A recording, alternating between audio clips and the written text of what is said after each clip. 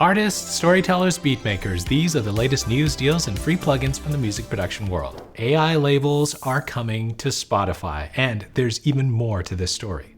But first, Spotify is getting more serious about telling listeners when an artist may not be a real person. Starting in mid-September, the company plans to introduce an AI persona badge for artist profiles that appear to represent photorealistic AI-generated identities. And this is not just a little label hidden in the credits. You're going to be able to see this clearly. And get this, profiles that receive the AI persona badge will not be eligible for editorial playlists or personalized recommendations. So they can still exist on Spotify, but the algorithm should not quietly push them into Release Radar, Discovery Weekly, or Radio, or any other recommendation spaces. Spotify says it will begin by reviewing profiles that reach a certain audience threshold. If a profile appears to be an AI-generated identity, the people behind it can disclose that voluntarily or appeal the decision. That's important because there is a big difference between a fake artist identity and a real artist who uses an AI tool somewhere in the process. Now, here's the important distinction. This badge is about the artist's persona, not the music. If you're a real producer who uses AI for an instrument or a vocal effect or mastering or artwork or something, Spotify says you can still be eligible for artist verification. The issue is whether the profile is pretending that an AI-generated character is a real human being. Now, what I really like is the discovery change. Discovery is everything on a streaming platform. A fake artist can upload music so much faster than humans, and that gives AI an advantage over real people. So removing those profiles from recommendations really makes a big change. Of course, Spotify is judging what's AI based on the profile, which doesn't stop the onslaught of AI slop itself.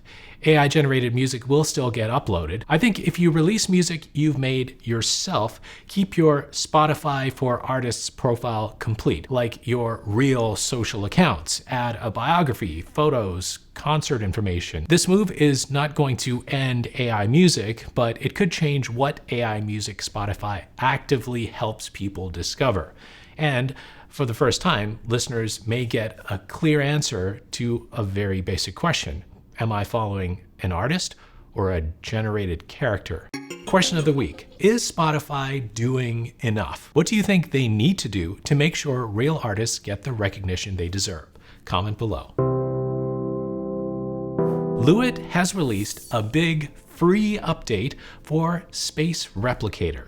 This is really cool if you mix mostly on headphones or if you travel a lot. Space Replicator is not just a room reverb. It's made to give you the perspective of listening through speakers in a real space. You can hear your mix in professional studios, clubs, cars, living rooms, and other environments. Then it combines those spaces with the profile for your specific headphones, so you can check whether your mix still works when you switch things up. So the new version 2.0 can run as a standalone app. You don't have to open up your DAW. You can just listen to a reference track on your computer and then test it against your mix. It can process your computer system audio, which makes it easier to learn how your favorite song on Spotify sounds in the same rooms that you use for mixing. There's also more control. You can change the amount of room ambiance, adjust the room EQ, and use a global output EQ to tune the overall sound. You can also choose how much headphone compensation you want. There is even a left and right balance control for headphones that don't really match perfectly between the two sides. And of course, you can save everything as your own preset. Version 2 also adds new listening spaces and more headphone simulations. That includes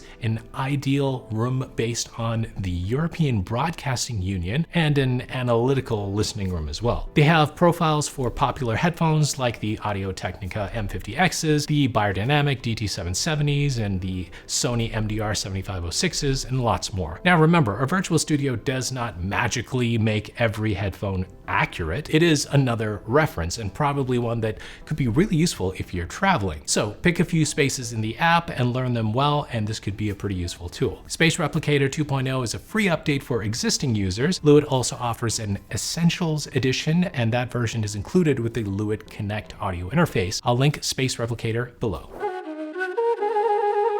The 1010 Music Blackbox 2 is now shipping. This is a little standalone sampling workstation with a 4-inch touchscreen, 4 knobs, sequencing, effects, and a lot of connections for a small hardware setup. The biggest change is how portable it is.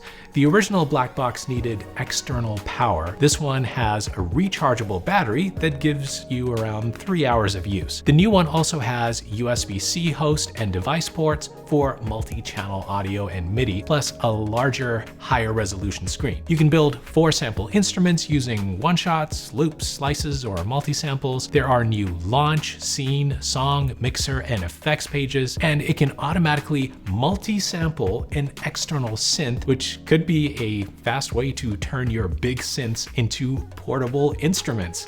But here's the important limitation. It costs $649, and at that price, you could get a full production environment with lots of tracks and big pads with something like an MPC or even a laptop. I think the Blackbox 2 is for somebody who wants a compact sampler that can sit in a backpack and just easily connect and turn on when you want to make some music. It's available right now, and I'll link it below.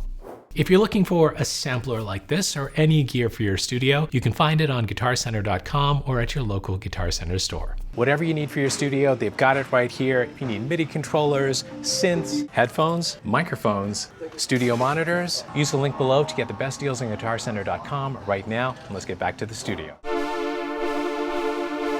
Softube has released 2 new passive tube equalizers. They're called Reference 1956 and Reference 1998. The 1956 is the older style design. It's made for more broad musical tone shaping rather than focusing on just one frequency. The 1998 is a more modern 4-band design with parallel passive filters and a tube output stage. They're both meant to add color, but they give you different ways to shape a vocal instrument or mix bus or whatever. They also work inside Softube's Equalizers plugin, so you can combine the character EQ with more precise modern control. Now, if you already own several Pultec style or passive EQ plugins, you may already have this thing covered. This makes more sense for producers who like Softube's sound and want that vintage or modern stage in their workflow. Each plugin is $79 at launch. The Reference EQ bundle is $89, and the larger bundle with Softube's Equalizers is $99 through September 12th.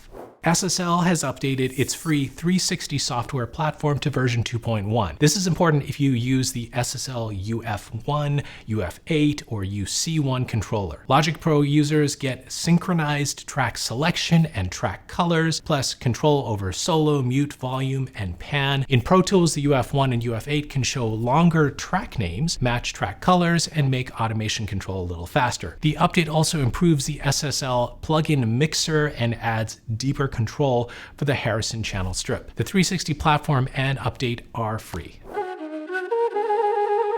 All right, want a new free plugin? Musical Entropy has released Voyage Voyage, a free shimmer reverb made for the 2026 KVR Developer Challenge. It can create the big pitch-shifted reverb tails you would expect, and the chaos control adds modulation, diffusion, and resonators. There's also an exciter mode that re-triggers the delay lines so the reverb can turn into a self-generating drone instrument. This is not a reverb for a natural vocal room. It's for ambient textures, sound design, pads, and turning a simple sound into something much bigger and more interesting.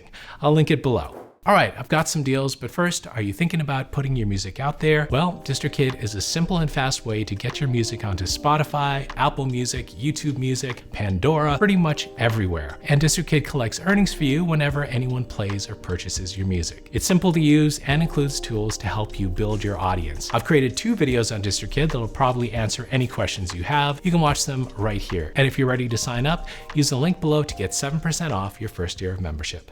All right, here are some deals worth checking out this week. The Korg Minilog XD has dropped in price for a limited time. Love this synth. The Audio-Technica M20X headphones, great as a second pair around the studio, is on sale as well. If you're looking for some plug-in deals, Roland's D50 is $69 instead of $149 if you want those late 80s digital and sampled sounds. Sublab is $29 right now. It's great for 808 bass of any kind. And Zen Delay Virtual is $14.99 instead of of $89 through September 1. You can use it for filtering, feedback, modulation, and more experimental delay sounds. I'll link everything from this video below.